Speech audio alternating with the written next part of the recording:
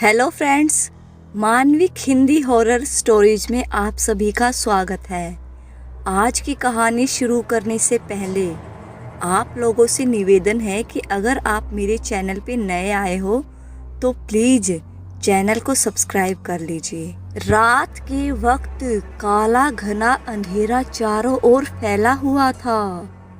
हाड़ कपा देने वाली शीत लहर चल रही थी। सड़क पर सन्नाटा पसरा हुआ था। पीपला गांव के सभी ही लोग अपने अपने घरों में रजाई में दुबके पड़े थे। हल्की हल्की अब बारिश भी शुरू हो चुकी थी। पीपला गांव से कुछ दूर पहले सीगल पैलेस था। कहते हैं कि इसे अंग्रेजों ने बनवाया था। सीगल पैलेस के आसपास शमशान घाट और जंगलों के अलावा और कुछ भी नहीं था। राकेश अपने दोस्त की शादी में से अपने गांव बाइक से लौट रहा था कि अचानक सीगल पैलेस के पास उसकी बाइक आकर रुक गई। राकेश ने जब आसमान की तरफ नजरें दौड़ाई तो उसे एक भी तारा नजर नहीं आया।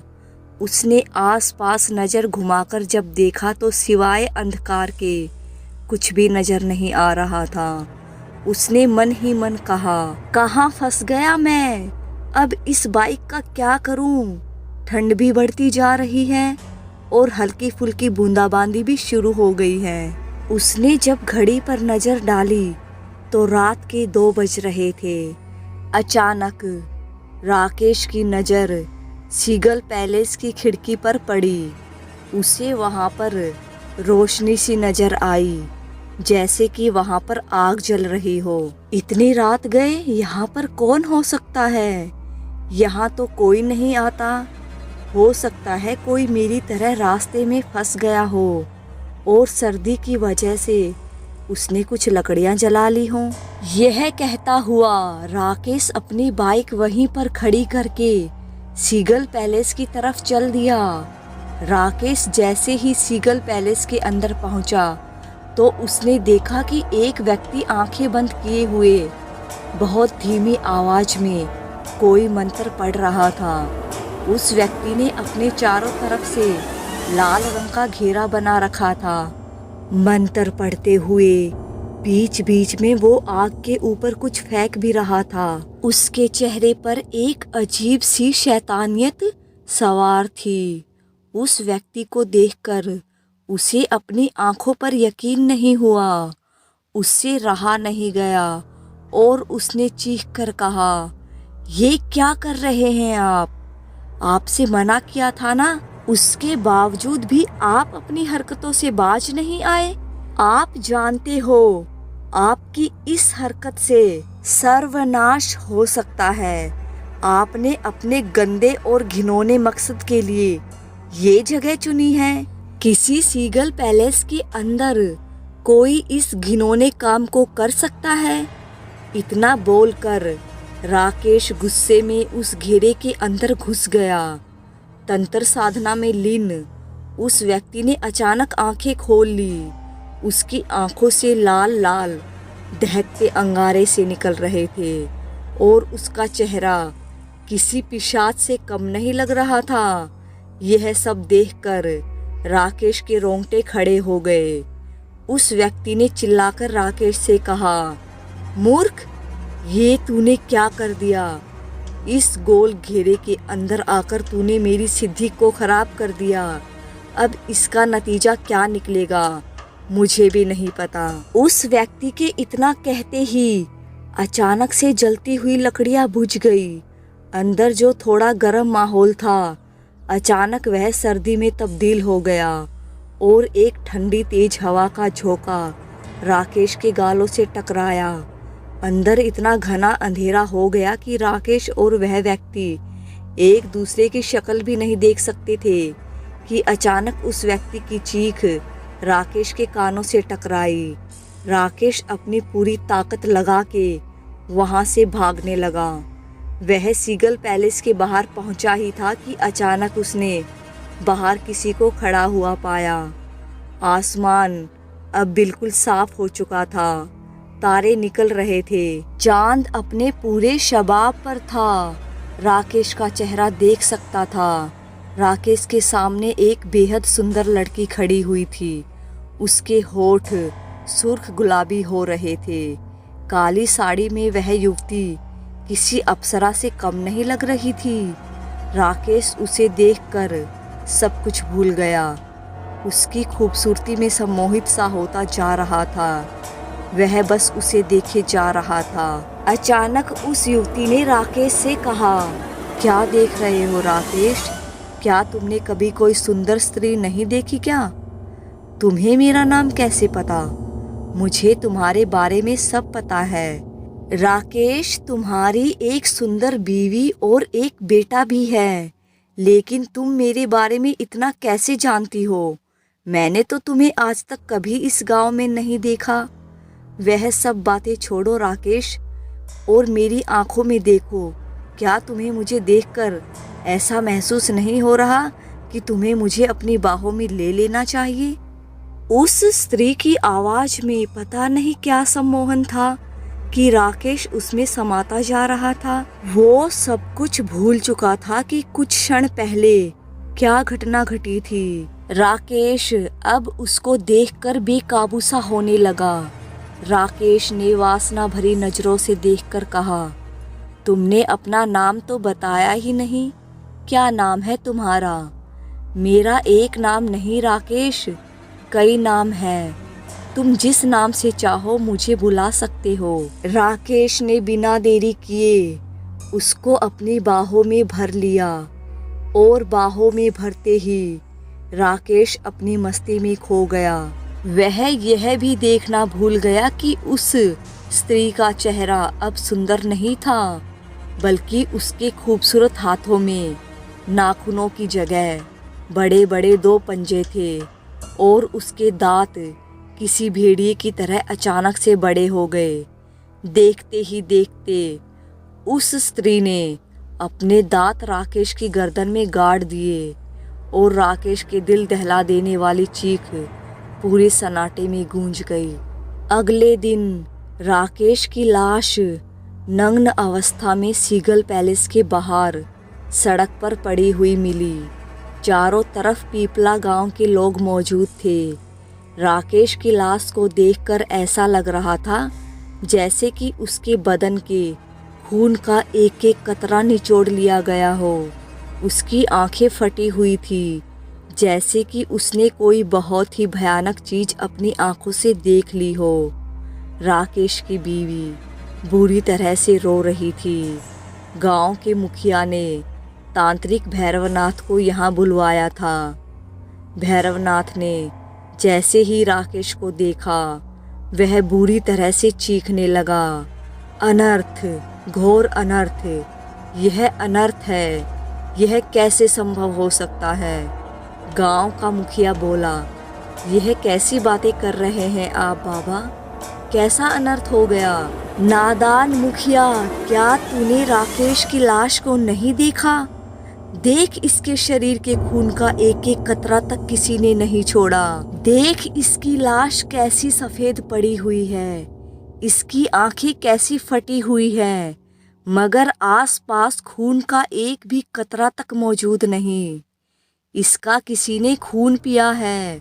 भूत, प्रेत, पिशाच, इनमें से कोई भी इस तरह से किसी इंसान का खून नहीं पीते। बाबा, मैं आपकी बात का मतलब नहीं समझा।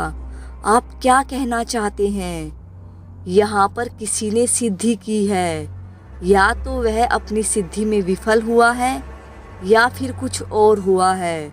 उसका परिणाम इस व्यक्ति ने भुगता है। तभी अचानक भैरवनाथ फटी फटी आंखों से इधर उधर देखने लगा। मुखिया ने उससे कहा, आप क्या देख रहे हैं बाबा? भैरवनाथ ने कहा, क्या यहाँ पर सिर्फ इसकी ही लाश मिली है? हाँ बाबा, सुबह ही पता चला कि यहाँ पर राकेश मरा पड़ा है। राकेश हमारे गांव का ही है, लेकिन हमारी समझ में ये नहीं आता बाबा कि आपके चेहरे पर इतनी परेशानी क्यों है, क्योंकि अब जो यहाँ पर होने वाला है उससे तुम सब परेशानी में आ जाओगे। अनर्थ हो गया है मुखिया, किसी ने उसे बुला लिया है। किसे बाबा, किसे? यक्षिनी को। इस तरह से इंसान का खून सिर्फ और सिर्फ यक्षिनी ही पी सकती है और कोई नहीं। यक्षिनी का नाम सुनकर मौजूद सभी लोग भयभीत नजर आने लगे। मुखिया बोला, अब हम क्या करें बाबा? इतना आसान नहीं है मुखिया। यक्षिनी को जिसने बुलाया है वही उसे वापस भेज सकता है। भगवान से प्रार्थना करो मुखिया। अगर वह व्यक्ति जिंदा है तो हमें उसे ढूंढना होगा, और अगर वह मर गया तो मुझे तुम सभी की मौत अपनी आंखों से नजर आ रही है। आप इतने सिद्ध पुरुष हैं, क्या आप उस यक्षिनी को काबू में नहीं कर सकते बाबा जी? यह कोई मजाक नहीं है मुखिया। तुम्हें यक्षिनी की ताकत का अंदाजा भी नहीं है। यह यक्षिनियाँ कई प्रकार की होती है, मगर राकेश की लाश को देखकर मैंने अंदाजा लगा लिया है कि यह यक्षिनी बहुत ही ज्यादा शक्तिशाली है, कुछ भी कर सकती है। हो सकता है कि वह इस वक्त यहाँ आसपास के लोगों में किसी की शक्ल में मौजूद हो। भैरवनाथ की बात सुनकर सभी लोग जो कि वहाँ पर जमा थे एक दूसरे को डर की निगाहों से देखने लगे। गांव का मुखिया तांत्रिक भैरवनाथ के कदमों में गिरकर कहने लगा, कुछ कीजिए बाबा, अब आप ही हम सब गांव वालों का एकमात्र सहारा हैं। मैं अभी फिलहाल इन गांव वालों के लिए कुछ भी नहीं कर सकता। भैरवनाथ की बात सुनकर मुखिया बोला, तो क्या हम सब गांव वाले भी राकेश की तरह बेमौत मारे जाएंगे? किसी एक की गलती की सजा पूरे गांव वालों को क्यों? बाबा, इसमें हम सबकी क्या गलती है? गलती है तुम सबकी, बहुत बड़ी गलती है मूर्खों। इस गांव में किसी दुष्ट आदमी ने यक्षिनी को बुलाने के लिए तंत्र विधि का सहारा लिया और तुम लोग कुछ जान ही नहीं पाए, क्योंकि यक्षिनी को बुलाना इतना आसान नहीं होता। उसके लिए एक खास विद्या की जरूरत होती है। इस क्रिया के लिए जो अनुष्ठान करना होता है वो कोई भी ऐरा गैरा मामूली साधु नहीं कर सकता। तुम सब गांव वालों की नाक के नीचे वो दुष्ट इस खतरनाक अनुष्ठान को कर रहा था और तुम लोगों को खबर तक नहीं हुई। हमारी बात का यकीन मानिए बाबा, हमें इस बारे में कुछ भी नहीं मालूम और ना ही हमारे सामने किसी ने इस तरह का यहाँ पर कोई अनुष्ठान किया है। भैरवनाथ गुस्से में सब गांव वालों और मुखिया को देखे जा रहा था। मुखिया ने हाथ जोड़कर भैरवनाथ से कहा, गुस्सा शांत करिए अपना बाबा, जो होना था वह हो चुका, अब हमें आगे क्या करना है वह बताइए। मुखिया की बात सुनकर तांत्रिक भैरवनाथ सोच में पड़ गया। कुछ देर बाद वह मुखिया से बोला, मुझे उस यक्षिनी को असली रूप में बुलाने के लिए एक खास अनुष्ठान करना होगा, क्योंकि ये जानना बहुत ज़रूरी है कि आखिर उसको किस मकसद के लिए यहाँ बुलाया गया है। मगर इसमें कुछ दिन का वक्त लग सकता है। तब तक के लिए तुम सबको एक सख्त हिदायत दे के जा रहा हूँ कि शाम 6 बजे के बाद अपने घरों से बाहर मत निकलना, चाहे तुम्हारा कितना ज़रूरी काम क्यों ना हो, क्योंकि यक्षिनी रात में बहुत ज़्यादा ताकतवर हो जाती है और वह अपना शिकार ज़्यादातर रात में ही करती है। तांत्रिक भैरवनाथ की बात सुनकर मुखिया ने सभी गांव वालों से मुखातिब होकर कहा, तुम सब लोगों ने सुन लिया ना, बाबा ने हम सब लोगों को क्या आदेश दिया है।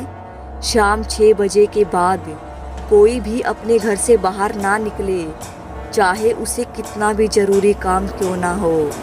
मुखिया कुछ कहने ही वाला था कि तभी तांत्रिक भैरवनाथ ने चिल्लाकर कहा, जैसा कि मैंने तुम लोगों से कहा कि वह यक्षिनी हम में से किसी एक का रूप लिए यहाँ पर मौजूद है, इसलिए मेरी इस बात को वह भी सुन रही होगी। शाम 6 बजे के बाद अगर कोई भी तुम्हारे घर का दरवाज़ा खटखटाकर तुम्हें बाहर की तरफ बुलाता है तो समझ लेना कि वह तुम्हारा कोई जान पहचान वाला नहीं खड़ा, बल्कि बाहर तुम्हारी मौत खड़ी है। जैसे कि मैं कह चुका हूँ और एक बार फिर से कह रहा हूँ कि वह यक्षिनी किसी का भी रूप ले सकती है। इतना कहकर तांत्रिक भैरवनाथ वहां से चला गया। गांव वालों ने राकेश का अंतिम संस्कार कर दिया और वह सब लोग अपने अपने घरों के अंदर डरे सहमे दुबक गए। सबके दिल में एक ही विचार आ रहा था, यक्षिनी रात के वक्त किसी का दरवाजा खटखटाएगी। मगर उस रात ऐसा कुछ भी नहीं हुआ। दूसरे दिन सारे गांव वाले एकत्रित होकर कल की घटना के बारे में बातचीत कर रहे थे कि अचानक एक ब्लैक कलर की मर्सिडीज वहां आकर खड़ी हो गई। उस कार में से एक हैंडसम नौजवान बाहर निकलकर गांव के एक व्यक्ति की तरफ आ गया। उस गांव के व्यक्ति का नाम नितिन था। उसने नितिन की तरफ देखकर कहा, क्या तुम मुझे बता सकते हो कि इस गांव में सीगल हाउस कहाँ पर है? सीगल हाउस का नाम सुनकर कड़ाके की ठंड में नितिन के माथे पर पसीना आ गया और वह उस नौजवान को गौर से देखने लगा। खुद को इस तरह देखने पर उस नौजवान ने दोबारा उससे कहा, क्या तुम्हें सुनाई नहीं देता? मैं तुमसे कुछ पूछ रहा हूँ कि यहाँ पर सीगल हाउस कहाँ पर है? नितिन ने हाथ का इशारा करके उससे कहा, यहाँ से कुछ दूरी पर ही आपको मिल जाएगा। वैसे कौन है आप? आप सीगल हाउस का पता क्यों पूछ रहे हैं? मेरा नाम राहुल है। मैं एक बिजनेसमैन हूँ। हमें जैसे ही पता चला कि मनाली के एक गांव मतलब पीपला गांव के करीब खूबसूरत जंगलों में बसा हुआ अंग्रेजों के ज़माने का बनाया हुआ एक पैलेस है जिसे सीगल हाउस कहते हैं, हमने तुरंत उसे खरीद लिया। हम वहाँ पर होटल बनाना चाहते हैं। वैसे भी अब यह पूरा इलाका टूरिस्ट इलाके में आने वाला है क्योंकि हम यहाँ पर आ चुके हैं। ऐसी गलती मत करना बाबू साहब, आप सीगल हाउस के बारे में नहीं जानते। अगर अपनी जान प्यारी है तो मेरी बात मानो, अभी और इसी वक्त यहाँ से चले जाओ। क्यों? सीगल हाउस में ऐसा क्या है? राहुल ने कंधे उचकाते हुए कहा। नितिन ने बताया कि कल रात यहाँ सीगल हाउस के बाहर इस गांव के व्यक्ति की मौत हुई है। तो हम क्या करें? जरूर उसने देसी शराब पी होगी। नहीं नहीं बाबूजी, इस गांव में यक्षिनी आजाद घूम रही है। उसी ने मारा था उसे।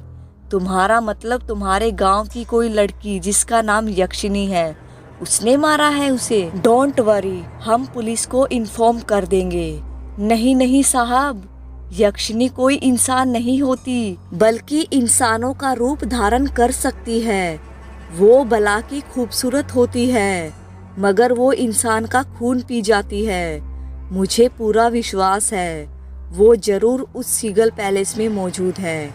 नितिन इससे आगे कुछ और कहता कि तभी कार में से एक लड़की जो इस वक्त ब्लैक जींस, ब्लू शर्ट और ब्लैक जैकेट पहने हुई थी बाहर निकलकर आई और उसने राहुल की तरफ देखकर कहा, तुम भी कहाँ इन जाहिलों के मुंह लगते हो?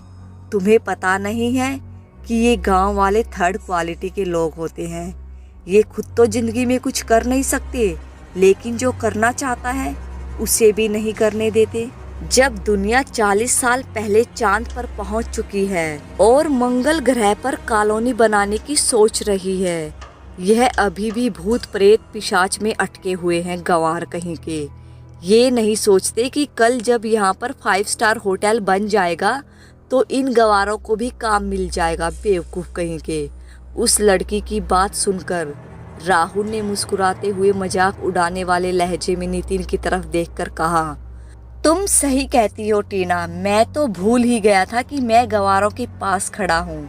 वैसे तुम्हारा जो भी नाम हो, पता बताने के लिए धन्यवाद। इतना कहकर राहुल और टीना कार के अंदर बैठ गए। कार के अंदर राहुल और टीना के 3 दोस्त और भी मौजूद थे जो शायद उन्हीं का इंतजार कर रहे थे। अजय, निधि और गोल्डी। उन सब में गोल्डी सबसे ज्यादा मजाकिया था। राहुल ने अपनी ड्राइविंग सीट संभाल ली। गोल्डी ने राहुल से कहा, क्या हुआ यार, तू तो वहाँ पता पूछने गया था ना, मगर मुझे ऐसा लगा जैसे कि तेरी किसी मामले में वहाँ पर बहस चल रही हो। हाँ यार, जब मैंने उससे सीगल हाउस के बारे में पूछा तो वह ऐसे डर गया जैसे कि मैंने किसी भूत प्रेत का पता उससे पूछ लिया हो, और पता नहीं क्या क्या बकवास कर रहा था कि इस वक्त गांव में यक्षिणी वगैरह का साया है और चले जाओ नहीं तो मारे जाओगे। राहुल की बात सुनकर अजय, जो कि निधि से बातें करने में मगन था, राहुल की बात सुनकर बोल पड़ा, तो तुझे यक्षिणी के बारे में कुछ इन्फॉर्मेशन मिली? उसे भी अपने 5 स्टार होटल में कोई जॉब दे देंगे यार। यार पता नहीं क्या क्या बकवास कर रहा था, मेरा तो सारा मूड खराब कर दिया। हाँ, एक तरफ यह भी बोल रहा था कि यक्षिणी लोगों का खून पी जाती है और दूसरी तरफ यह भी बोल रहा था कि वह बहुत खूबसूरत होती है। बेवकूफ़ी की भी हद देखो, वो किसी का भी रूप ले सकती है। पता नहीं साले ने रात में कौन सी फिल्म देखी थी। राहुल की बात सुनकर उसके तीनों दोस्त बुरी तरह से मजाक उड़ाने वाले अंदाज में हंसने लगे। गोल्डी ने राहुल की तरफ देखा और कहा, वह गांव वाला बेचारा बेवकूफ़ था यार राहुल, समझ ही नहीं पाया। क्या नहीं समझ पाया? यही कि यक्षिणी के बारे में उसने हमें बताकर कितनी बड़ी गलती की है। मैं तेरी बात का मतलब नहीं समझा। अरे यार, सिंपल सा मतलब है। उसने तुझसे ये कहा ना कि यह यक्षिणी बहुत खूबसूरत होती है। हाँ कहा है। तो फिर मेरी तो बल्ले बल्ले, तेरी गर्लफ्रेंड तेरे साथ हमेशा रहती है, अजय की गर्लफ्रेंड निधि भी हमेशा उसके साथ रहती है, और तुम चारों में सिर्फ एक मैं ही हूँ जिसकी अभी तक कोई गर्लफ्रेंड नहीं है। तो कहने का मतलब है कि यक्षिणी भी चल जाएगी। गोल्डी की बात सुनकर चारों दोस्त खिलखिलाकर हंसने लगे। राहुल ने गाड़ी को सीगल पैलेस की तरफ मोड़ लिया। कुछ ही देर बाद वह पांचों सीगल पैलेस के सामने खड़े हुए थे। वो उसी स्थान पर खड़े हुए थे जहां पर कल राकेश की मौत हुई थी। इतने आलीशान पैलेस को देखकर टीना ने आश्चर्यचकित होकर कहा, वाह राहुल, कितनी खूबसूरत कोठी है। मुझे अभी भी अपनी आंखों पर विश्वास नहीं हो रहा। तुम्हारे दिमाग का जवाब नहीं है राहुल। यहाँ पर बहुत ही शानदार 5 स्टार होटल बनेगा। देखो ना, इस पैलेस के चारों तरफ खूबसूरत पहाड़ ही पहाड़ हैं। जंगल की हरियाली के बीचों बीच बना हुआ यह पैलेस किसी ताजमहल से कम नहीं लग रहा है। जानती हो टीना, जब मैंने इस जगह के फोटोग्राफ इंटरनेट पर देखे थे, मैं तो तभी समझ गया था कि हमें यहाँ पर 5 स्टार होटल बनाने में कोई घाटा नहीं होगा। यह जगह भी खूबसूरत है और यहाँ का वातावरण भी अच्छा है। देखना टीना, वह दिन दूर नहीं जब सारे टूरिस्ट खुद ब खुद खींचे हुए हमारे 5 स्टार होटल में रुकने के लिए आएंगे और इस जगह का मजा उठाएंगे। राहुल की बात सुनकर उसका दोस्त अजय बोला, लेकिन मेरी एक बात समझ में नहीं आती कि अंग्रेजों को यहाँ पर यह इतना खूबसूरत पैलेस बनाने की क्या सूझी थी। राहुल अजय की बात सुनकर हंसने लगा। अब यह बात तो तुझे अंग्रेज ही बता सकते हैं। चलो अंदर चलकर देखते हैं कि अंदर से बाहर का व्यू कैसा नजर आता है। इतना कहकर वो सभी उस पैलेस के अंदर चले गए। टीना और निधि हैरत से सीगल पैलेस के अंदर का नज़ारा देख रही थी, मगर निधि के दिमाग में कुछ और ही चल रहा था। अचानक निधि के कदम एक दीवार के सामने जाकर रुक गए। उसने देखा दीवार पर शेर की खाल टंगी हुई थी, जो बहुत ताजी मालूम हो रही थी। निधि ने अजय की ओर देखकर कहा, मुझे एक बात बहुत अजीब लग रही है। कौन सी बात? यही बात कि सीगल पैलेस तो वर्षों से वीरान पड़ा है, लेकिन अंदर आकर हमें एक भी मकड़ियों का जाला नहीं दिखाई दिया और ना ही यहाँ पर गंदगी और धूल मिट्टी दिखने को मिली। ऐसा लग रहा है मानो हमारे आने से पहले किसी ने इस पैलेस को साफ करवाया हो। और सबसे हैरत की बात, इस शेर की खाल को देखने से लग रहा है जैसे कल ही इसे मारा गया हो। निधि की बात सुनकर अजय सोच में पड़ गया। शायद तुम्हारा ये सोचना सही है निधि, मेरे दिमाग में भी यह बात काफ़ी देर से चल रही है। अजय और निधि को गंभीर मुद्रा में देख राहुल और टीना भी उन दोनों के पास आ गए। राहुल ने अजय की तरफ देखकर कहा, क्या हुआ? अचानक तेरे चेहरे पर ये परेशानी कैसी है? बाहर तो तू ठीक था, सब कुछ ठीक तो है? अजय ने राहुल को बाहर की तरफ आने का इशारा किया। अजय और राहुल बाहर की तरफ आ गए और उन दोनों के पीछे गोल्डी, निधि और टीना भी। अजय ने राहुल से कहा, मैं और निधि एक बात पर डिस्कस कर रहे थे। राहुल, पहले एक बात तू बता, तूने इस पैलेस के फोटोग्राफ देखे थे ना? हाँ देखे थे। तो क्या उन फोटोग्राफ में भी यह पैलेस अंदर से साफ सुथरा ही नजर आ रहा था? अजय की बात सुनकर राहुल, जो अब तक मजाक के मूड में था, वह भी थोड़ा गंभीर हो गया और उसने अजय की तरफ देखकर कहा, हाँ यार, तू सही कह रहा है। इस बात पर तो हम लोगों ने गौर ही नहीं किया। यह पैलेस तो वर्षों से वीरान पड़ा है और इसके मालिक ने मुझे यह बताया था कि यहाँ पर सालों से कोई नहीं रहता और यह बहुत समय तक शराबियों और जुआरियों का अड्डा बना रहा है। तो फिर हमारे यहाँ पर आने से पहले इसकी सफाई किसने करवाई? अजय की बात पर टीना ने कहा, मुझे लगता है तुम सब लोगों का दिमाग खराब हो गया है।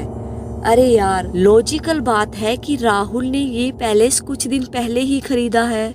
50% रकम राहुल इस पैलेस के मालिक को दे चुका है और 50% रकम देने की बात राहुल ने इस पैलेस को देखने के बाद की कही थी। हो सकता है कि उसने हमारे आने से पहले इस पैलेस की साफ सफाई करवा दी हो। टीना की बात सुनकर सभी लोग खुश हो गए। सबके चेहरों से टेंशन एकदम गायब हो गई। अजय और राहुल दोनों एक दूसरे को देखकर मुस्कुराने लगे। अजय ने निधि की तरफ देखकर कहा, इतनी सी बात हमारी समझ में ही नहीं आई। टीना, तुम तो वाकई समझदार हो। राहुल की गर्लफ्रेंड जो ठहरी। अजय की बात सुनकर निधि ने चिढ़कर अजय से कहा, तो तुम यह कहना चाहते हो कि मैं समझदार नहीं हूँ? मुझे जो लगा वह मैंने बता दिया। अरे तो इसमें नाराज होने वाली कौन सी बात है? अजय की बात सुनकर राहुल बोल पड़ा, तुझसे कितनी बार कहा है कि अपनी गर्लफ्रेंड के सामने दूसरे की गर्लफ्रेंड की तारीफ मत किया कर। लड़कियां इस मामले में बहुत ही गंभीर होती हैं।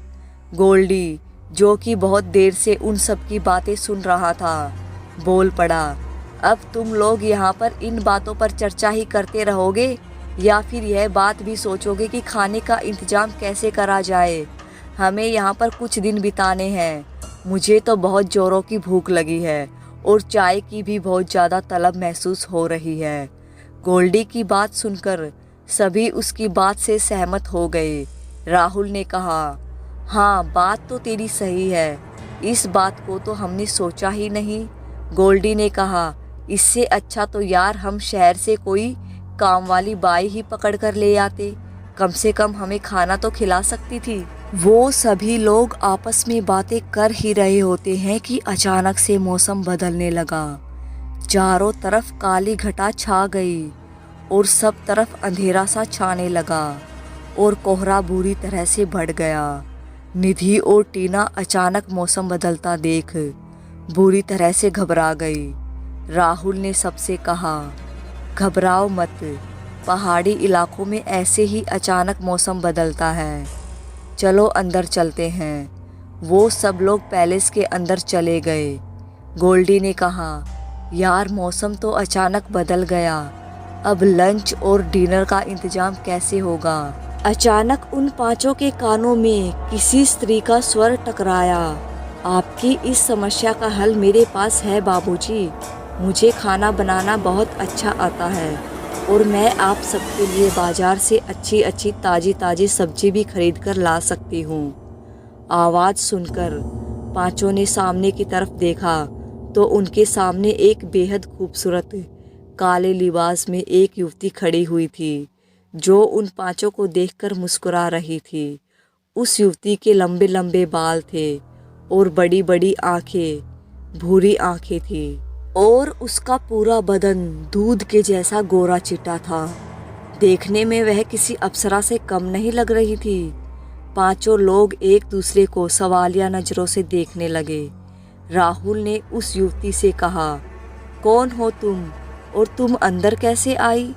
राहुल की बात का उस युवती ने मुस्कुराकर जवाब दिया, आप भी कैसी बातें करते हो बाबूजी, यह पहले सालों से वीरान पड़ा है। क्या यहाँ पर अंदर आने के लिए किसी की इजाज़त चाहिए क्या? हाँ, पहले तो नहीं चाहिए थी, लेकिन अब शायद चाहिएगी, क्योंकि हमने इस पैलेस को खरीद लिया है। मैं तो आपके सवाल का जवाब दे रही थी बाबूजी।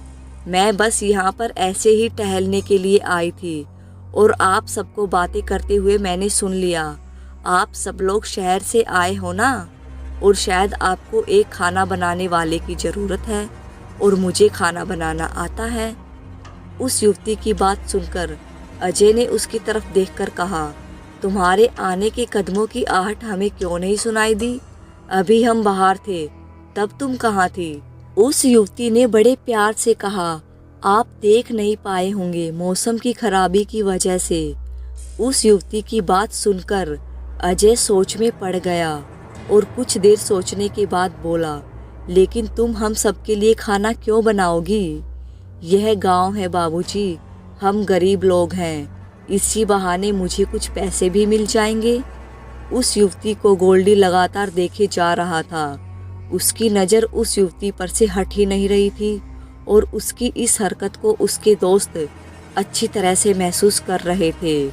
राहुल ने उस युवती से कहा, तुम्हारा नाम क्या है? मेरा नाम मोहिनी है बाबूजी, और मैं यहीं पीपला गांव की रहने वाली हूँ।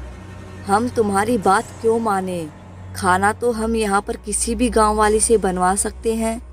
आप लोगों के लिए कोई खाना नहीं बनाएगा बाबूजी। आपने यहाँ आने से पहले देख लिया होगा कि गांव वाले आपसे क्या कह रहे थे कि यहाँ से चले जाओ, वरना यक्षिनी आपको मार डालेगी। उस युवती की बात सुनकर पांचों दोस्त एक दूसरे को देखने लगे।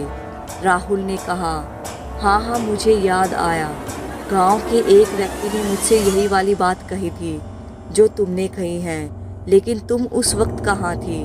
मैं वहीं आसपास मौजूद थी, थोड़ी सी भीड़ थी ना, आप देख नहीं पाए होंगे। मैं आपसे एक बात पूछूं बाबूजी? उसने राहुल से कहा। हाँ बोलो।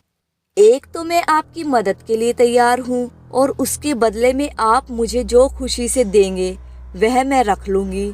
फिर भी आप मुझसे ऐसे सवाल जवाब कर रहे हो जैसे कि मैं कोई चोर डाकू हूँ। राहुल के बोलने से पहले ही अचानक गोल्डी बोल पड़ा, अरे यार, रख लेते हैं, कुछ दिनों की बात है, और वैसे भी मोहिनी ने कहा है कि उसे खाना बनाना बहुत अच्छा आता है, और वह हमारे लिए ताजी ताजी सब्जी भी खरीद कर ला सकती है। गोल्डी मोहिनी को देखकर सम्मोहित सा होता चला जा रहा था। उसने कहा, वैसे आप खाना बनाने के अलावा और क्या क्या कर लेती हैं? सब कुछ कर लेती हूँ बाबूजी। मैं खाना बना लेती हूँ, अच्छी सी चाय बना लेती हूँ, और मैं बहुत अच्छी अच्छी कहानियाँ भी सुनाती हूँ। चारों दोस्तों ने मोहिनी को खाना बनाने के लिए सहमति दे दी थी। मोहिनी की आंखों में एक अजीब सी चमक आ गई थी। उसकी आंखों में शायद किसी जीत का जश्न था। रात का वक्त हो चुका था। मोहिनी ने सभी दोस्तों के लिए अच्छा खाना बनाया। पांचों दोस्त सीगल पैलेस के एक हॉल में आग जलाए इकट्ठा बैठे हुए थे, क्योंकि बाहर सर्दी बढ़ चुकी थी और बारिश भी हो रही थी कि अचानक अजय ने सबसे कहा, मैं अभी आता हूँ। कहाँ जा रहा है भाई? अभी तो शेर व शायरी का दौर शुरू हुआ है। गोल्डी ने उससे कहा, अरे यार, समझा कर, हल्का होने जा रहा होगा, संभल कर जाना, कहीं यक्षिनी ना आ जाए। अरे निधि, तू भी अपने बॉयफ्रेंड के साथ जा। वैसे भी गांव वाले बोल रहे थे कि यक्षिनियाँ बहुत खूबसूरत होती हैं। तो भी ना गोल्डी कुछ भी बोलता है, मैं अभी आता हूँ। इतना कहकर अजय उस हॉल से बाहर चला गया। अजय ने अपने कदम बाथरूम की तरफ बढ़ा दिए, मगर उसे चलते हुए करीबन 5 मिनट से ज़्यादा समय हो चुका था और उसे बाथरूम कहीं भी दिखाई नहीं दे रहा था। उसने खुद से ही कहा, अरे कमाल है, अभी थोड़ी देर पहले तो बाथरूम यही था, कहाँ गायब हो गया? अचानक अजय को वो कमरा नजर आ गया जिस कमरे में बाथरूम मौजूद था। अजय ने जैसे ही उस कमरे का दरवाजा खोला, उसने देखा सामने खड़ी टीना उसे देखकर मुस्कुरा रही थी। टीना को देखकर अजय हैरत में पड़ गया। उसने टीना से कहा, तुम यहाँ क्या कर रही हो टीना? टीना मुस्कुराती अजय के करीब आ गई और उसे अजीब सी निगाहों से देखने लगी। तुम मुझे ऐसे क्यों देख रही हो टीना? और तुम यहाँ क्या कर रही हो? तुम तो राहुल और सब लोगों के साथ बैठी हुई थी ना। मैं तुम्हारे लिए ही यहाँ पर आई हूँ। आज दोपहर तुमने मेरी तारीफ की थी ना, मुझे बहुत अच्छा लगा था। सच तो यह है कि मैं राहुल से ज़्यादा अब तुम्हें पसंद करने लगी हूँ। इतना कहकर टीना अजय से लिपट गई। अजय के अंदर एक वासना का तूफान सा आ गया और वो सब कुछ भूल सा गया। मगर अचानक उसने टीना को एक जोरदार धक्का दिया। यह क्या कर रही हो टीना? तुम राहुल की गर्लफ्रेंड हो। वो मेरा बहुत अच्छा दोस्त है। अगर उसे इस बारे में पता लगा तो वो मेरे बारे में क्या सोचेगा? यह गलत है टीना। कुछ भी गलत नहीं है अजय। मैं बस थोड़ी देर के लिए तुम्हारा साथ चाहती हूँ। अजय ने देखा कि टीना की आंखों में एक अजीब सी चमक थी।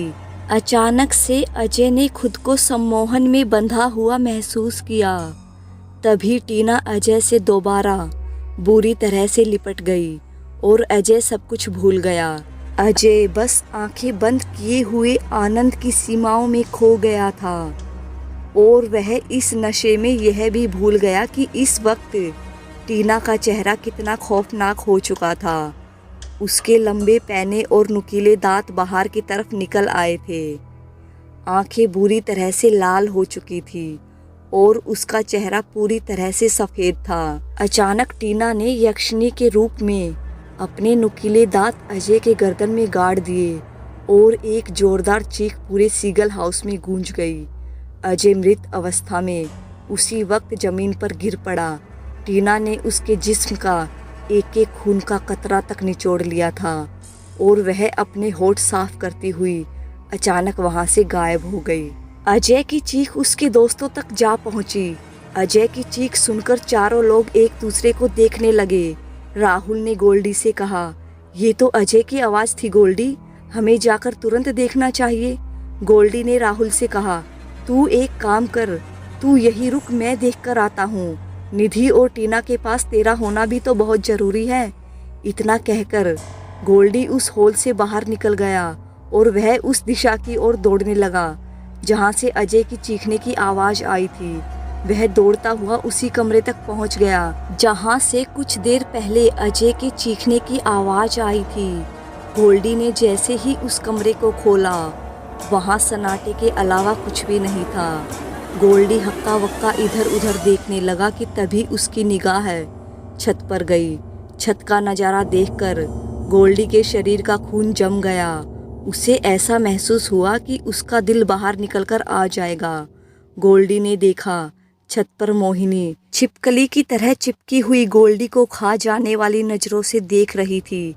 उसके बाल जमीन तक आ रहे थे और उसका शरीर तो शैतानों जैसा था, मगर उसका चेहरा छिपकली जैसा था। गोल्डी ने पूरी ताकत से चीखना चाहा कि अचानक मोहिनी ने बड़ी फुर्ती से आकर गोल्डी का मुंह दबा लिया और उसने अपना मुंह जैसे ही खोला, बड़े बड़े दांत फिर से निकल आए और उसने गोल्डी की गर्दन पर गाड़ दिए। कुछ ही देर में वो गोल्डी के शरीर का सारा खून पी गई और गोल्डी मृत अवस्था में वहीं गिर गया। राहुल, टीना और निधि काफ़ी देर तक गोल्डी का इंतज़ार करते रहे। टीना ने राहुल से कहा, गोल्डी अभी तक नहीं आया राहुल, उसे गए हुए अच्छा खासा वक्त हो गया। मुझे तो कुछ गड़बड़ लग रही है। कहीं ऐसा तो नहीं कि हमने गांव वालों की बात का मजाक उड़ाकर अच्छा नहीं किया? कहीं उनकी बातों में सच्चाई तो नहीं? नहीं टीना, ऐसा मत सोचो। हो सकता है कि अजय ने हमें डराने के लिए यह हरकत की हो और गोल्डी को तो तुम जानती ही हो, शायद वह भी हमें डराने की कोशिश कर रहा हो और इसी वजह से वह अब तक यहाँ नहीं आया। राहुल की बात का निधि ने जवाब दिया, लेकिन पता नहीं राहुल, मुझे बहुत डर लग रहा है। एक बार गोल्डी के मजाक को तो जानती हूँ, लेकिन अजय, ऐसा नहीं करता, यह तुम भी जानते हो। और वो लड़की मोहिनी, वह अचानक कहाँ गायब हो गई? अरे यार, वह गांव की लड़की है, अपने घर पर चली गई होगी। निधि की बात सुनकर राहुल भी परेशानी में पड़ गया और वह भी गहरी सोच में डूब गया कि अचानक उन तीनों के कानों में गोल्डी की आवाज टकराई और यक्षिनी गोल्डी के रूप में उन तीनों के सामने खड़ी थी। लगता है तुम तीनों डर गए, हम तुम्हें डराने के लिए ही तो यह सब कुछ कर रहे थे। इतना कहकर यक्षिनी गोल्डी के रूप में हंसने लगी। गोल्डी को देखकर राहुल की जान में जान आ गई, मगर टीना गोल्डी को अजीब सी नजरों से देख रही थी। उसे गोल्डी का बिहेवियर बहुत अजीब लग रहा था। यक्षिनी ने गोल्डी के रूप में बड़ी चालाकी से राहुल से कहा, इन दोनों के चेहरे को तो देखो राहुल, कैसे डरी हुई हैं। वह सब तो ठीक है, लेकिन अजय कहाँ है?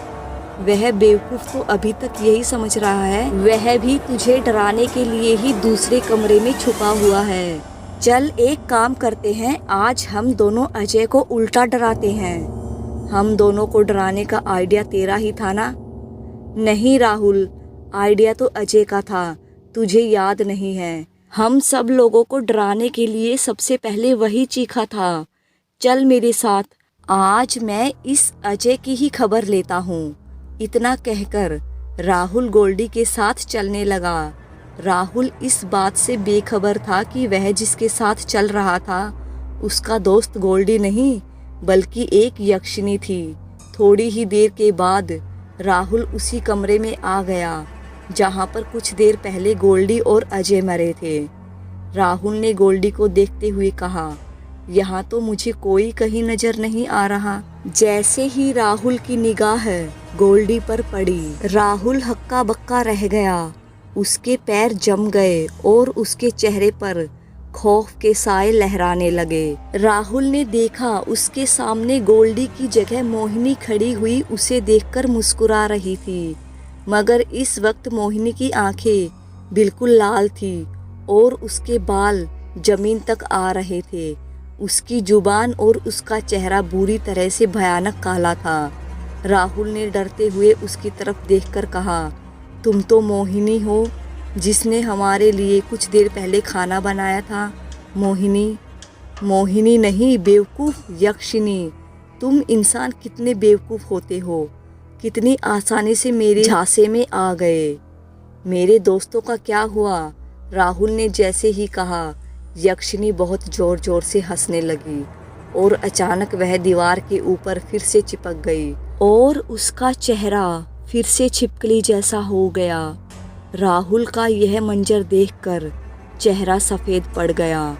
मैंने उन दोनों को मार दिया है बेवकूफ़ इंसान, अब तू भी मरने के लिए तैयार हो जा।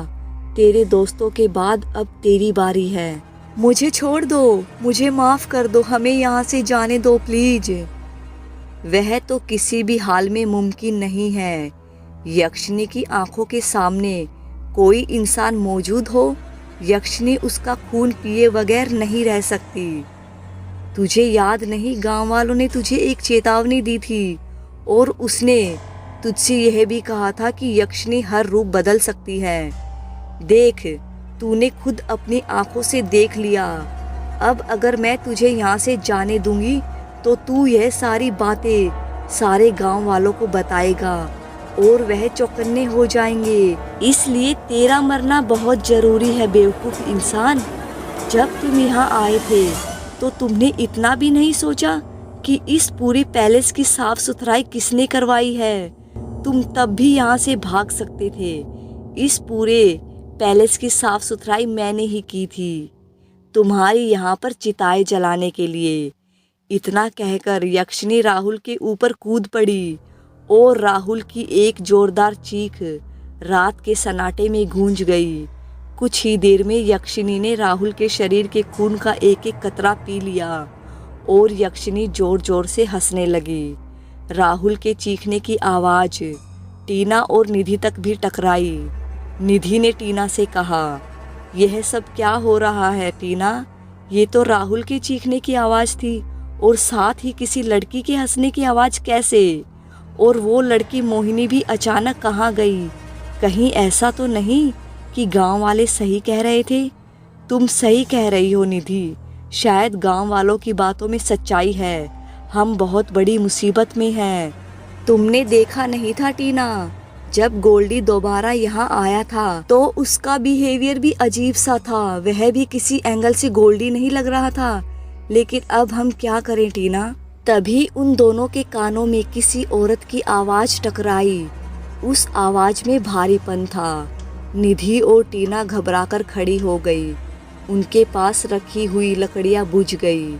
निधि ने चिल्लाते हुए टीना से कहा, ये क्या हो रहा है टीना? अब हम दोनों क्या करें? ये लकड़ियां कैसे अचानक बुझ गई?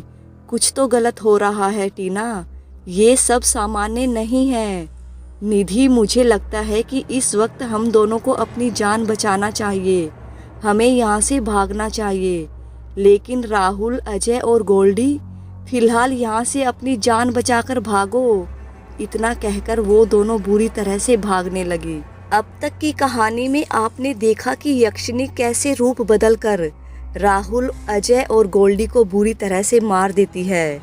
टीना और निधि अपनी जान बचाने के लिए वहां से भाग जाती है। इससे पहले कि मैं आप लोगों को कहानी आगे सुनाऊं, आप लोगों से एक छोटा सा निवेदन है कि प्लीज़ जो भी मेरे चैनल पे नए आए हैं, इस चैनल को सब्सक्राइब करें। और अगर आप लोगों को ये कहानी थोड़ी सी भी अच्छी लगी हो, थोड़ी सी भी पसंद आई हो, तो प्लीज़ वीडियो को लाइक ज़रूर कर दीजिएगा। अब कहानी आगे। निधि और टीना बुरी तरह से भाग रही थी। भागते भागते टीना को वह गांव नजर आने लगा। उसने हांफते हुए निधि से कहा, वो देख निधि, सामने पीपला गांव है। हमें गांव वालों की मदद लेनी होगी। तू सही कहती है टीना, और तेज भाग। टीना और निधि गांव के एक घर के दरवाजे को बुरी तरह खटखटाने लगी। वो घर किसी और का नहीं, नितिन का था, जिसने उस वक्त उन लोगों को चेतावनी दी थी। मगर उस वक्त टीना ने उसका मजाक उड़ाया था। टीना बुरी तरह से चीख रही थी, प्लीज़ मदद करो, दरवाज़ा खोलो, नहीं तो वो हमें मार डालेगी। नितिन उस वक्त जाग रहा था। उसकी पत्नी उस वक्त वहाँ मौजूद नहीं थी और वो उस वक्त अकेला था। उसके हाथ जैसे ही दरवाज़ा खोलने के लिए आगे बढ़े, उसको बाबा की दी हुई चेतावनी याद आई। वो सोच में पड़ गया। मगर टीना और निधि की लगातार दर्द भरी आवाज़ नितिन के कानों से टकरा रही थी और उसके अंदर की इंसानियत उसे दरवाज़ा खोलने के लिए बार बार प्रेरित कर रही थी। नितिन ने दरवाज़ा खोल दिया। दरवाज़ा खुलते ही एक झटके में टीना और निधि हांफती हुई घर के अंदर घुस आई। नितिन ने दरवाज़ा बंद कर दिया और उन दोनों को एक कमरे में ले गया। नितिन ने कहा, क्या हुआ तुम दोनों के साथ? तुम लोग इतनी घबराई हुई सी क्यों हो? कौन तुम्हें मार डालेगी? टीना नितिन को देखकर पहचान गई कि उसने कल नितिन का ही मजाक उड़ाया था। नितिन की बात का टीना ने जवाब दिया, वही यक्षिनी, कल तुमने जो कुछ भी हमें बताया था वह सब सच बताया था। गलती हमारी है। हमें तुम्हारी बात पर यकीन कर लेना चाहिए था। तुम्हारी बात पर यकीन नहीं करने की सजा हमें भगवान ने कितनी बड़ी दी। हमारे तीनों दोस्त मर गए। उसने हमारे सब दोस्तों को मार दिया। अब हमें भी जिंदा नहीं छोड़ेगी। तुम लोग घबराओ नहीं। अब तुम लोग मेरे घर में आ चुकी हो। वैसे तुम्हारे साथ क्या हुआ था? नितिन की बात सुनकर टीना ने नितिन को एक ही सांस में सारी बातें बता दी। नितिन उन दोनों की बात सुनकर सोच में पड़ गया और उसने टीना से कहा, लेकिन मेरी एक बात समझ में यह नहीं आती, उसने तुम दोनों को क्यों जिंदा छोड़ दिया? अजीब बात करते हो। तुम्हें शायद पता नहीं है, हम बड़ी मुश्किल से उसके चंगुल से बचकर यहाँ आए हैं। जैसे ही टीना ने ये अल्फाज कहे कि अचानक कोई नितिन के घर का दरवाज़ा जोर जोर से फिर से खटखटाने लगा। नितिन ने उनकी ओर देखते हुए कहा, अब कौन है? नितिन ने यह कहा ही था कि अचानक टीना और निधि के कानों में राहुल की आवाज़ टकराई, टीना दरवाज़ा खोलो यार, हम सब तुम्हें डरा रहे थे, बाहर आ जाओ, हम बाहर खड़े तुम्हारा इंतज़ार कर रहे हैं। राहुल की आवाज़ सुनकर टीना चौंक कर निधि की तरफ देखने लगी। कि अचानक अजय की भी आवाज़ निधि के कानों से टकराई। निधि प्लीज बाहर आ जाओ प्लीज, यह सिर्फ एक मजाक था। हमें पता है कि तुम इस घर में हो, हम तो तुम्हारे ही पीछे थे, बस तुम देख नहीं पाई। टीना और निधि दोनों एक दूसरे के चेहरे को देखने लगी। वह दोनों जिस कमरे में थी वहाँ पर एक बड़ी सी खिड़की भी लगी थी। टीना और निधि धीरे धीरे कदमों से बढ़कर उस खिड़की के पास आ गई। उन्होंने देखा कि राहुल और अजय बाहर ही खड़े हुए थे और उनके साथ गोल्डी भी था। टीना ने निधि से कहा, कहीं वाकई ये लोग हमसे मजाक तो नहीं कर रहे थे और हम सचमुच डर गए हों। मुझे भी कुछ कुछ ऐसा ही लगता है। तभी गोल्डी की आवाज़ उन दोनों के कानों में टकराई। अब देर मत करो टीना और निधि, बाहर आ जाओ। हम वादा करते हैं कि हम आज के बाद तुम्हें परेशान नहीं करेंगे, प्लीज। गोल्डी की आवाज़ सुनकर उन दोनों के चेहरे खिल उठे और टीना ने निधि से कहा, यह वाकई हम लोगों को डरा ही रहे थे और हम थे कि डर गए। टीना और निधि ने अपने कदम दरवाज़ा खोलने के लिए बढ़ाए ही थे कि तभी नितिन की चेतावनी उनके कानों से टकराई। दरवाज़ा खोलने की सोचना भी मत तुम दोनों ने खुद कहा है कि तुम्हारे दोस्त मर चुके हैं। नितिन की बात का टीना ने जवाब दिया, हाँ लेकिन हो सकता है कि वह हमसे मजाक कर रहे हो, हमें कोई गलतफहमी हुई हो। बाहर खुद मैंने अभी उन तीनों को देखा है, वह लोग खड़े हुए हैं। नितिन इससे पहले कुछ कहता कि टीना और निधि दरवाज़ा खोलकर बाहर आ गई, मगर जैसे ही वह दरवाज़ा खोलकर बाहर आई वहाँ सिर्फ सन्नाटा पड़ा था। वहाँ कोई मौजूद नहीं था सिवाय एक खूबसूरत महिला के, जो इस वक्त बहुत सुंदर नजर आ रही थी। मगर देखते ही देखते उस स्त्री ने विकराल रूप ले लिया। अचानक उस स्त्री के बाल जमीन तक आने लगे और उसकी आंखों का रंग लाल हो गया और उसका चेहरा बुरी तरह से काला पड़ गया और उसकी जीभ बहुत लंबी बाहर हो गई। टीना और निधि इससे पहले कुछ समझ पाते कि अचानक उस स्त्री ने अपनी जीभ के जरिए टीना को बुरी तरह से जकड़ लिया। टीना चीखने की कोशिश कर रही थी मगर उसकी आवाज़ नहीं निकल रही थी। उसका दम पूरी तरह से घुटने लगा। देखते ही देखते टीना का शरीर ऐसा हो गया जैसे कि उसके शरीर में खून ही ना हो और उसका शरीर बेजान होकर धरती पर गिर पड़ा। नितिन और निधि फटी फटी आंखों से इस नज़ारे को देख रहे थे कि अचानक यक्षिनी ने टीना की ओर देखा। उसने अपनी जीभ टीना की ओर बढ़ाई ही थी कि अचानक उसके कानों में किसी का स्वर टकराया, रुक जा यक्षिनी, तेरा खेल खत्म हो गया। उस लड़की को मारने की सोचना भी नहीं। उस व्यक्ति की आवाज़ सुनकर यक्षिनी ने गुस्से में पीछे मुड़कर देखा तो उसके सामने बाबा भैरवनाथ हाथ में त्रिशूल लिए खड़ा हुआ उसे क्रोधित आंखों से देख रहा था। छोड़ दे इस लड़की को, यहाँ से चला जा बाबा, वरना तू भी बेमौत कुत्ते की तरह मारा जाएगा। तू मेरा कुछ नहीं बिगाड़ सकती। नितिन बाबा को देखकर समझ गया कि लगता है सुबह होने वाली है। सभी गांव वाले बाहर निकल आए थे। उनके सामने एक लड़की की लाश जमीन पर पड़ी हुई थी और यक्षिनी का भयानक रूप सामने था। तू मेरा कुछ नहीं बिगाड़ सकता तांत्रिक, क्योंकि तू नहीं जानता कि मुझे यहाँ पर किसने बुलाया है, और जिसने मुझे यहाँ पर बुलाया है सिर्फ वही मुझे वापस भेज सकता है। इतना कहकर यक्षिनी जोर जोर से हंसने लगी, मगर बाबा भैरवनाथ के होठों पर रहस्यमय मुस्कुराहट थी। उन्होंने चीखते हुए यक्षिनी की तरफ देखकर कहा, तू बहुत बड़ी गलतफहमी में है बेवकूफ यक्षिणी। मैं अच्छी तरह से जानता हूँ कि तुझे यहाँ पर किसने बुलाया है। इतना कहकर बाबा ने अपने झोले में से एक सिंदूर निकाला, मगर यह क्या, उस सिंदूर को उन्होंने यक्षिनी की तरफ नहीं बल्कि नितिन के चेहरे पर फेंक दिया। जैसे ही सिंदूर नितिन के चेहरे पर पड़ा, अचानक उसका चेहरा बदलने लगा और वह देखते ही देखते एक बूढ़े के रूप में आ गया। नितिन को देखकर सारे गांव वाले आश्चर्यचकित होकर उस बूढ़े की ओर देखने लगे। तभी बाबा भैरवनाथ की जोरदार आवाज़ गांव से टकराई। गांव वालों, तुम देख रहे हो यह व्यक्ति कौन है? पहचानो इस व्यक्ति को। यही वह व्यक्ति है जिसने यक्षिनी को बुलाया है। मैं जानता हूँ तुम इस व्यक्ति को अच्छी तरह से जानते हो। यह व्यक्ति राकेश का चाचा महेश है। राकेश ने इसे यक्षिनी तंत्र करते हुए अपनी आंखों से देख लिया था। वह समझ गया था कि इसका इरादा क्या है, इसलिए इसने यक्षिनी के जरिए अपने ही सगे भतीजे की जान ले ली। तुम सब गांव वालों ने सालों पहले इस व्यक्ति को धक्के देकर यहाँ से बाहर निकाला था, क्योंकि यह एक चरित्रहीन व्यक्ति था जो गांव में किसी भी बहू बेटी की इज्जत को नहीं बख्शता था।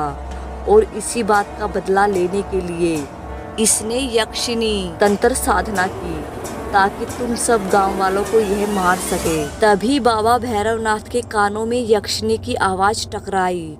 बहुत हो गया बाबा, अब तेरा खेल खत्म। जैसे ही यक्षिनी ने बाबा की ओर बढ़ना चाहा, बाबा ने अपने हाथ के त्रिशूल पूरी ताकत से नितिन के सीने पर मार दिया। नितिन की एक दिल दहला देने वाली चीख पूरे गांव में गूंज गई। नितिन का बेजान शरीर जमीन पर गिर गया और यक्षिनी ने गुस्से से बाबा की ओर देखकर कहा, यह तूने क्या किया? तुझे कैसे पता था? अपनी तंत्र साधना से मैंने इस बात का पता लगा लिया था कि यक्षिनी को बुलाने वाला राकेश के ही परिवार का होगा। और मैंने आज रात यह भी पता लगा लिया था कि तू 3 लोगों की हत्या कर चुकी है। अगर मैं अभी यहाँ पर नहीं आता तो तू सारे गांव को शमशान घाट बना देती। जब मैं यहाँ पर आया तो मैंने देखा कि नितिन बाहर खड़ा हुआ था। मैं उसे देखकर ही समझ गया कि दाल में कुछ काला है, क्योंकि मैंने सभी गांव वालों को समझाया था कि रात के वक्त कोई भी दरवाजा खटखटाए, दरवाजा मत खोलना। मगर जब मैंने नितिन को बाहर की ओर देखा तो मैंने अपनी दिव्य दृष्टि से यह देख लिया कि ये नितिन नहीं बल्कि कोई और है, राकेश के चाचा महेश। राकेश ने अपने चाचा महेश को तंत्र साधना करते हुए देख लिया था, इसलिए उसने सबसे पहले यक्षिनी के जरिए राकेश को मरवाया और नितिन अपने परिवार के साथ गांव से बाहर गया हुआ था। इस बात का फायदा उठाकर इसने अपना रूप तुझसे नितिन के रूप में बदलवा लिया ताकि ये गांव वालों के साथ रहकर उन्हें धोखा देने में आसानी से कामयाब हो जाए। इसकी आत्मा तुझसे जुड़ी हुई थी, इसलिए सबसे पहले इसका मरना बहुत ज़रूरी था और यह किसी आम हथियार से भी नहीं मरता। इसलिए मैं इसे मारने के लिए भगवान शंकर का त्रिशूल साथ में लाया था। अब तेरी ताकत इसके साथ ही चली गई है यक्षिनी। अब तेरा भी खेल खत्म हुआ यक्षिनी। इतना कहकर वही सिंदूर बाबा ने यक्षिनी के ऊपर फेंक दिया। सिंदूर अपने ऊपर आते ही यक्षिनी बुरी तरह से चिल्लाने लगी।